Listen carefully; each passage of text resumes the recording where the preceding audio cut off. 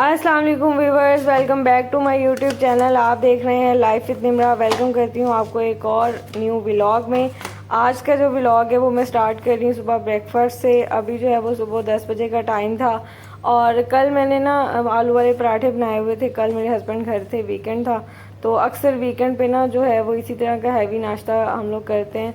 तो वही वाला आलू का जो मिक्सचर था ना वो कल बच गया था, तो मैंने कहा चलें आज इसी को यूटिलाइज़ कर लेते हैं। आज फिर से जो है वो आलू वाला पराठा ही नाश्ते में खा लेते हैं। तो मैंने जैसे पहले भी आपको बताया था कि मैं डेली एक जैसा नाश्ता नहीं करती, मैं ना अक जाती हूँ रोज़ एक ही चीज़ खा खा के।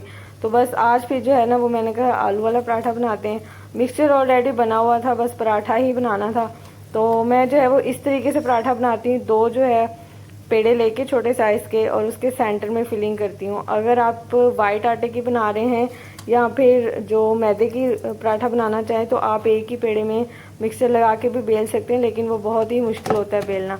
तो मैं क्या करती हूँ कि दो पेड़े लेके और उनके दरमियान में मिक्सर लगा देती हूँ और इसी तरह हाथ के साथ ही इसको बड़ा कर लेती हूँ। देखिए कितना ज़बरदस्त और गोल जो है वो बड़ा होता जा रहा है। तो हमारा पराठा जो है वो रेडी हो गया है। अब बस इसको फ्राई करना है। फ्राई करने के लिए तवा ऑलरेडी मैंने गर्म होने के लिए रख दिया हुआ है और इस पर हम पराठा डाल देंगे। और दूसरी तरफ जो है ना वो मैंने चाय भी बनने के लिए रख दी हुई है। अच्छा, यहाँ पर ना पहले जो है ना वो मैं चाय बनाती थी फ्रेश मिल्क की, लेकिन मुझे ना वो पसंद नहीं आती थी, वो ना ऊपर घी घी सा सारा आ जाता था। अब जो है ना वो मैंने पास्चराइज दूध की जो है वो बनाना शुरू की है और इसकी जो है ना वो अच्छी बनती है। फ्रेश मिल्क जो है वो मैं वैसे यूज़ कर लेती हूँ दही वगैरह बनाने के लिए या फिर शेक वगैरह बनाने के लिए, लेकिन चाय जो है ना वो इसी की अच्छी बनती है। और मुझे जो है अगर चाय ना अच्छी मिले तो मेरा सारा दिन जो है ना वो ख़राब हो जाता है। इस वजह से मैं जो है वो, क्योंकि मैं चाय लवर हूँ तो चाय के बगैर मेरा तो गुजारा नहीं होता और चाय भी मुझे अच्छी वाली चाहिए होती है। तो चाय हमने रख दी हुई है, चाय भी बन जाएगी और साथ ही साथ हमारा पराठा जो है ना वो भी रेडी हो चुका है। अपने पराठे का बस कलर चेक करना है, कितना ज़बरदस्त कलर आया है। इसका एक ही टिप मैं आपको दूंगी कि आपने जब भी पराठा इस तरीके से फ्राई करना है ना तो बिल्कुल लो से मीडियम फ्लेम पे करना है, तो आपका भी पराठे का कलर बहुत ज़बरदस्त आएगा। और पराठा जो है ना वो क्रिस्पी ही होना चाहिए, अगर सॉफ्ट हो तो वो फिर खाने का मज़ा नहीं आता। तो आलू वाला पराठा है तो मैं तो हमेशा दही के साथ खाती हूँ। और कौन कौन दही में जो है ना वो चीनी डाल के आलू वाला पराठा खाता है, मैं बिल्कुल नहीं खाती, लेकिन मेरे हस्बैंड जो है ना वो हमेशा दही में चीनी डाल के साथ आलू वाले पराठे के साथ खाते हैं। मैं जो है वो सादा सिंपल दही लेती हूँ और साथ में जो है वो मेरी चाय भी रेडी हो चुकी है। तो बस जी अब करते हैं नाश्ता। नाश्ता कर लें, उसके बाद आज की जो रूटीन है वो आप लोगों के साथ शेयर करते हैं। अच्छा, तो अभी मैं आ चुकी थी किचन में, दोपहर का टाइम होने वाला था तो मैंने कहा चले लंच की तैयारी भी कर लेते हैं। और मैं जो है वो यहाँ पर बनाने लगी थी कड़ी। आज हम बनाएंगे पंजाबी स्टाइल कड़ी पकौड़ा। उसके लिए मैंने बेसन ले लिया है और दूसरी तरफ मेरे पास दही है। दही जो है ना वो 2 दिन पहले का है तो थोड़ा सा खट्टा हुआ है, तो इसकी कड़ी जो है ना वो ज़्यादा अच्छी बनेगी।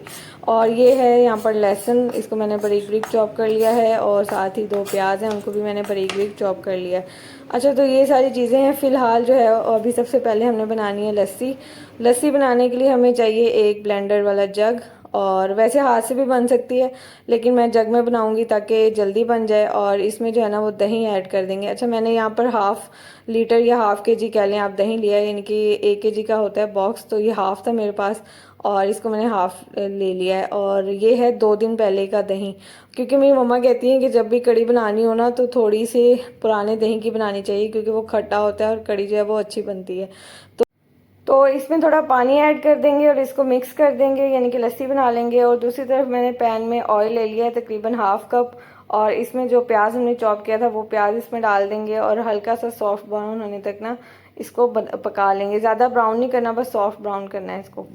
और दूसरी तरफ जो है वो लस्सी तैयार हो गई है। अब मैं इसमें डालूंगी बेसन। और बेसन जो है ना वो ये जो खाने वाला चम्मच होता है, खाना पकाने वाला चम्मच, खाना खाने वाला नहीं, जो पकाने वाला चम्मच होता है ना वो मैंने 2 भर भर के डाल दिए। अच्छा, मैं जो है ना वो फर्स्ट टाइम कड़ी बनाने लगी हूँ, मैंने पहले कभी कड़ी नहीं बनाई, हमेशा मेरी मम्मा ही बनाती थी। और शादी के बाद भी जब भी मैंने खाई है या तो मेरे इन लॉज में, मतलब मेरी जो मदर इन लॉ है वो बनाती थी, या फिर मैं मम्मा लोगों की तरफ खा लेती थी, तो इस वजह से मैंने कभी बनाई नहीं है। यहाँ पर मैं फ़र्स्ट टाइम बिल्कुल बनाने लगी हूँ, मम्मा से रेसिपी ली है मैंने और अभी मैं बनाऊँगी और फिर आपको टेस्ट करके बताऊँगी कि इसका टेस्ट कैसा लगा है।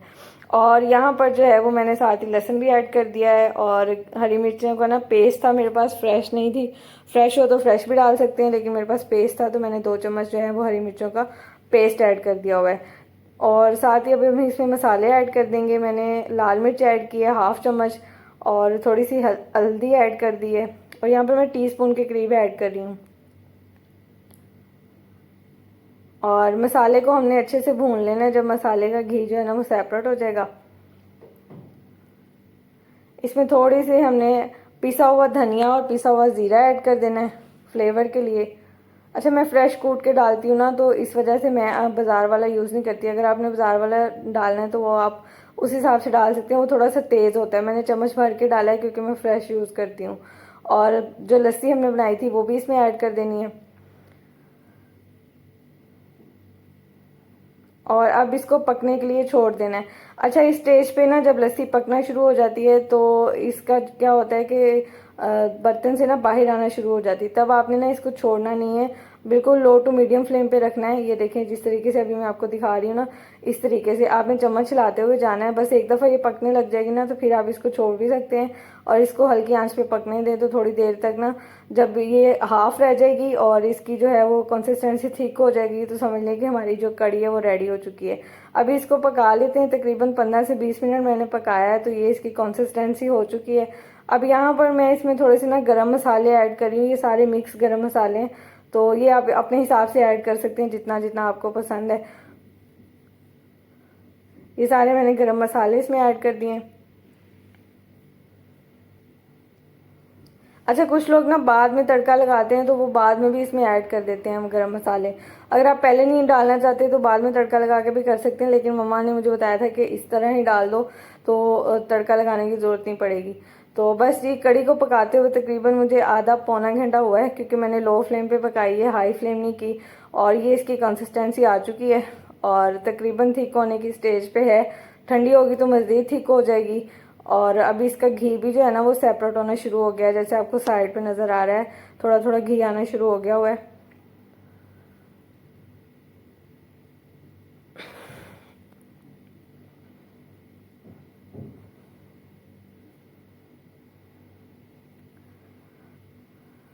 तो जी, अभी कढ़ी हमारी पक रही है और दूसरी तरफ जो है ना वो पकौड़ों की मैं तैयारी करने लगी हूँ। और यहाँ पर जो है वो अभी मैंने प्याज जो है इनको ग्रेट कर लिया है, और दूसरी तरफ जो है वो आलू है मेरे पास। अच्छा, मुझे जो है ना आलू और प्याज और पालक वाले पकौड़े अच्छे लगते हैं कढ़ी में, लेकिन यहाँ पर मुझे पालक नहीं मिली थी तो मैंने बस आलू और प्याज इसमें डाल लिए।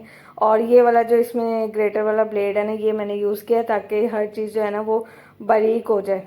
तो इसके साथ ये दूसरे ब्लेड भी आए, लेकिन मैंने जो है ना मोटे वाला ब्लेड जो है वो यूज़ किया है ताकि हर चीज़ जो है ना वो मिक्सअप हो जाए। तो अभी बस इसको ग्रेट कर लेते हैं। और दूसरी तरफ जो है वो हमारी कड़ी आलमोस्ट रेडी हो चुकी है। अब यहाँ पर मैं कड़ी का फ्लेम जो है ना इसको बंद कर दूंगी और इसको ठंडा होने के लिए छोड़ देंगे, और दूसरी तरफ जो है वो हम पकौड़े तैयार कर लेते हैं।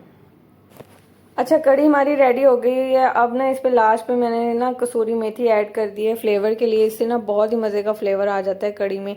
अगर आप लोगों के पास है तो लाजमी डालें, नहीं है तो फिर आप इसको स्किप कर दें, लेकिन डालेंगे तो फ्लेवर बहुत मज़े का आएगा। तो बस जी, अभी हमारी कड़ी रेडी हो गई है। अब यहाँ पर इसका फ्लेम ऑफ कर देते हैं और इसको छोड़ देते हैं। तब तक जो है वो हम पकौड़े बना लेते हैं और फिर जो है वो इसमें कड़ी में ऐड करेंगे। अच्छा, पकौड़ों के लिए ना यहाँ पर मैंने बैटर तैयार कर लिया हुआ है। मैंने इसमें सारे जितने भी गरम मसाले वगैरह होते हैं ना वो सारे डाल दिए हैं, और नमक मिर्च भी डाल दिए, कसूरी मेथी भी डाल दी है, प्याज और जो आलू हैं वो भी डाल दिए हैं। अच्छा, यहाँ पर मैंने हरी मिर्चें भी डाली हैं ना बारीक काट के, और साथ में आप अपनी मर्ज़ी से कुछ भी डाल सकते हैं। वैसे अगर फ्रेश पालक हो ना तो वो मुझे बहुत अच्छी लगती है, लेकिन यहाँ पर तो मुझे मिली नहीं है। तो और उसके बाद मैंने इसमें बेसन ऐड कर दिया। अच्छा, मैं जब भी पकौड़े बनाती हूँ ना तो मैं इसमें बेसन डाल के फ़ौरन ही पानी नहीं डालती, वरना ना क्योंकि हमने इसमें नमक ऐड किया होता है ना, तो प्याज जो है वो नमक के साथ मिलके पानी छोड़ देते हैं, तो वो हमेशा से वो पतली हो जाती है कंसिस्टेंसी। फिर हम उसमें बेसन और डालते हैं, और बेसन ज़्यादा हो जाता है तो फिर पानी और डालते हैं, इसी तरह चलता रहता है। इसलिए मैंने पहले बिल्कुल देखिए आपके सामने पानी ऐड नहीं किया, तो कितना जो ज़बरदस्त है वो बैटर बन गया है। तो अभी बस जी ऑयल भी गर्म हो गया, और साथ साथ जो है वो पकौड़े भी मैं बना लूँगी। अच्छा, पकौड़े जब भी आपने बनाने हैं ना तो मोटे मोटे नहीं बनाने, वरना वो अंदर से कच्चे रह जाते हैं। आपने बिल्कुल पतले पतले पकौड़े बनाने हैं ताकि अंदर से कच्चे ना रहें और क्रिस्पी भी बने। और तो जी जब तक हमारे पकौड़े बन रहे हैं, यहाँ पर देखें कड़ी ने भी अपना जो घी है वो सेपरेट कर दिया हुआ है बिल्कुल, और यहाँ पर पकौड़े भी हमारे रेडी हो चुके हैं। और ये मैंने थोड़ी सी कड़ी सेपरेट की है क्योंकि मैं इसको फ्रीज़ करूँगी, और जब भी फ्रीज़ करनी हो ना तो आपने बगैर पकौड़ों के फ्रीज़ करनी है।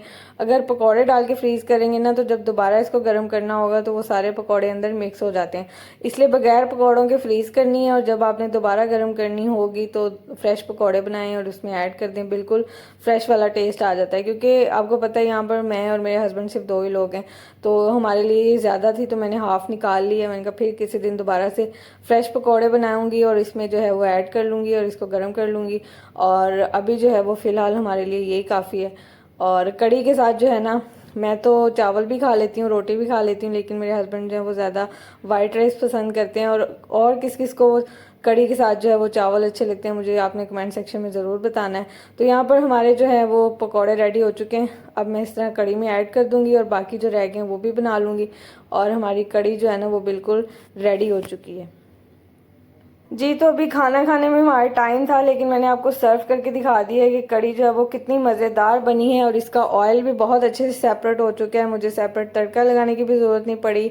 और अगर आपको मेरी ये रेसिपी पसंद आई हो तो मेरे चैनल को ज़रूर सब्सक्राइब कर दें, बेल आइकन के बटन को लाजमी प्रेस कर दें ताकि आने वाली लेटेस्ट वीडियोज़ की नोटिफिकेशन जो है ना वो आपको टाइम मिल सके।